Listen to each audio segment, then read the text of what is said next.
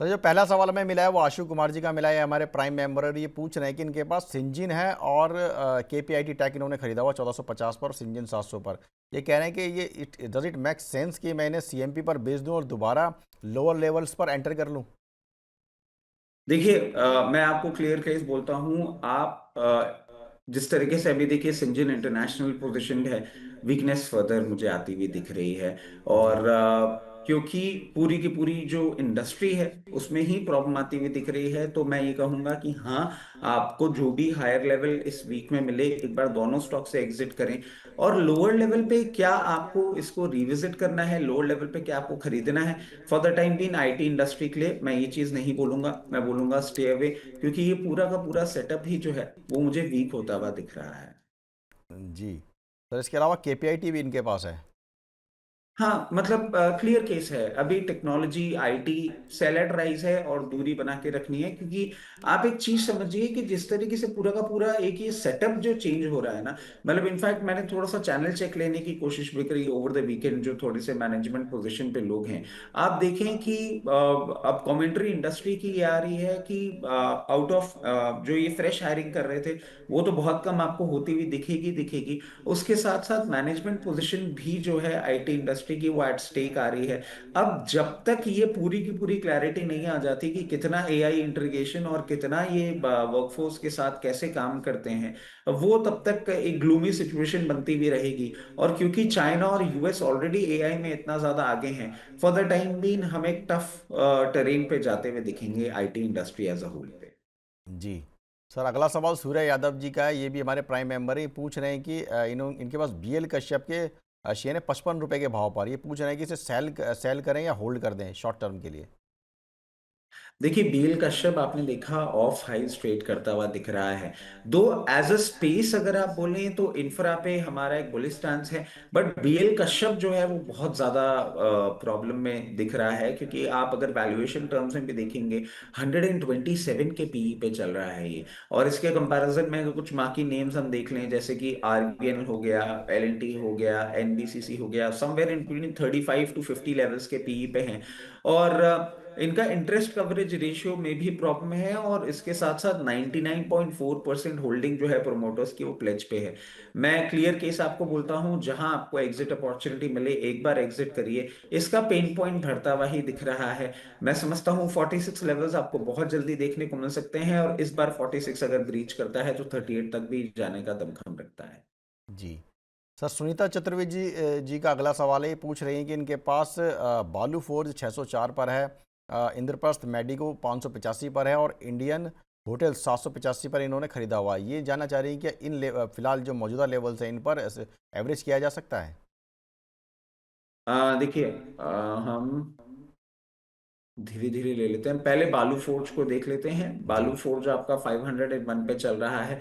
इसने एक स्ट्रेंथ दिखाने की कोशिश करी है, मगर मैं समझता हूं अभी इसकी अपवर्ड जर्नी में आपको थोड़ी सी प्रॉब्लम आती हुई दिखेगी। अभी इसके लिए दिल्ली दूर है, और ये मैं क्यों बोल रहा हूँ, इसका 200 डे जो है वो 583 का है। वैसे कंपनी अच्छी है, कंपनी जिस तरीके से अपने आप को पोजीशन करके रखी हुई है, यहाँ एवरेज करने के लिए मैं आपको नहीं बोलूंगा, क्योंकि इसके लिए अभी थोड़ा सा सेलिंग प्रेशर आपको और हावी होता हुआ दिख सकता है। अगर आपको ये कहीं भी 446 लेवल्स के आसपास दिखे, वहां पे आप अगर चाहें तो अपनी पोजीशन एक बार एवरेज कर सकते हैं। इंद्रप्रस्थ मेडिकल कॉरपोरेशन 418 रुपए का भाव चल रहा है। और कंपनी एंड प्रैक्टिकली पूरा का पूरा ये जो हम हॉस्पिटल का स्पेस है इसमें एक बुलिश स्टांस ही अभी देख रहे हैं बनता हुआ। मगर क्या ये हाथ के हाथ हो जाएगा? नहीं, ऐसा नहीं लगता।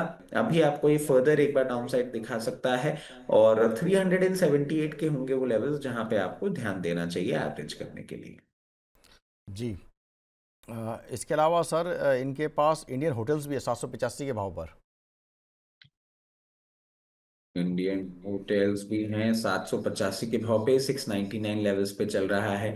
और वैसे हम देखें तो प्रैक्टिकली अब एक ऐसा सीजन हम अप्रोच कर रहे हैं जहां पे वापस आपको होटल इंडस्ट्री के रेवेन्यूज इंप्रूव होते हुए दिखेंगे।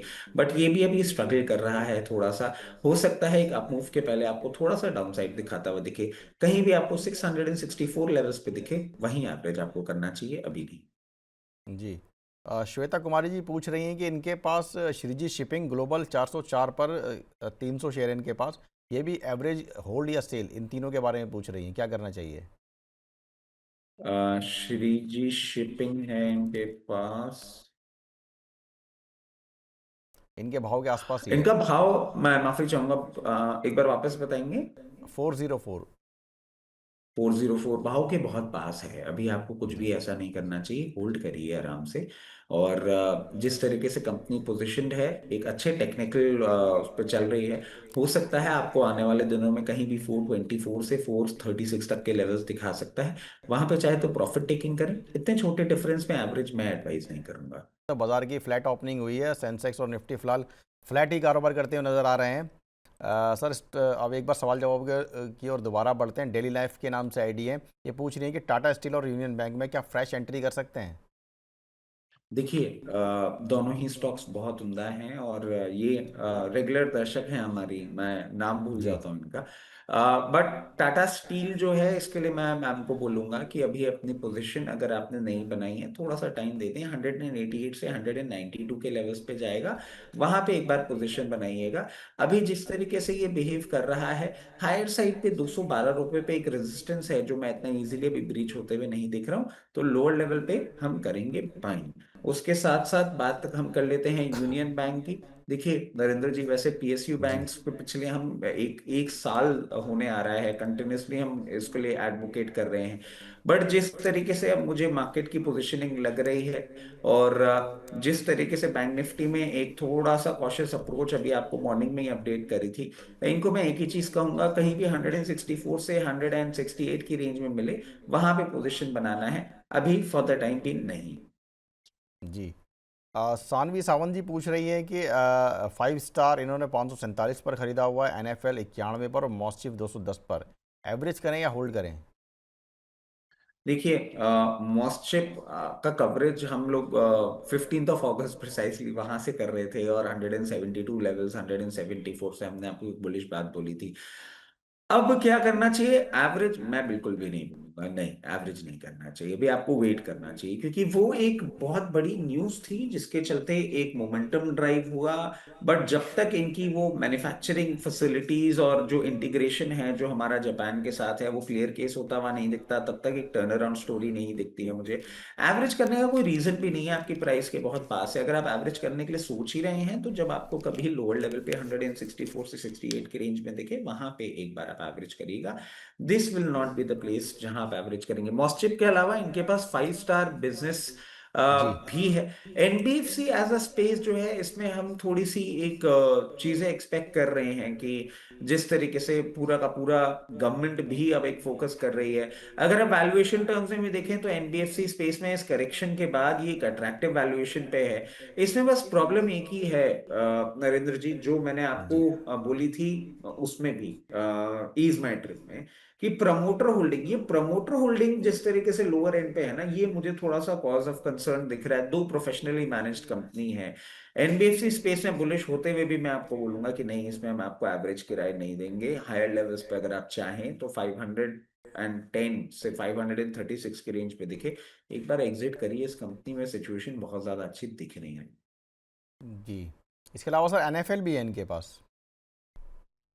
हाँ, एनएफएल, नेशनल फर्टिलाइजर। एनएफएल देखिए, जी। एनएफएल आप आज हो सकता है आपको थोड़ा सा एक मूवमेंट करता हुआ दिखा दे। और हमने यूजुअली देखा था जिस तरीके से पहले होता था कि बजट के टाइम पे ये सेक्टर ये स्टॉक मूव करते थे, अब धीरे धीरे वो भी सारी चीजें खत्म होती हुई दिख रही हैं। एवरेज करने के लिए नहीं बोलूंगा, इसमें मैं आपको बोलूंगा कहीं भी आपको 96 से 98 या 100 लेवल्स पे कभी भी एग्जिट करने को मिले, एग्जिट कर लीजिए अभी। फर्टिलाइजर एज अ स्पेस भी, क्योंकि बहुत सारी चीजें काम कर रही हैं। हमने थोड़ा सा एक्सपेक्टेशंस रखा था जब पुतिन साहब आए थे कि रशिया से हमारा कुछ होता हुआ दिखेगा, वो भी अभी ठंडे बस्ते पे है। तो ये भी अभी जी। फॉर द टाइम भी नहीं परफॉर्म करता हुआ दिख रहा सेक्टर, मुझे फॉर द टाइम भी दूर रहेंगे। जी।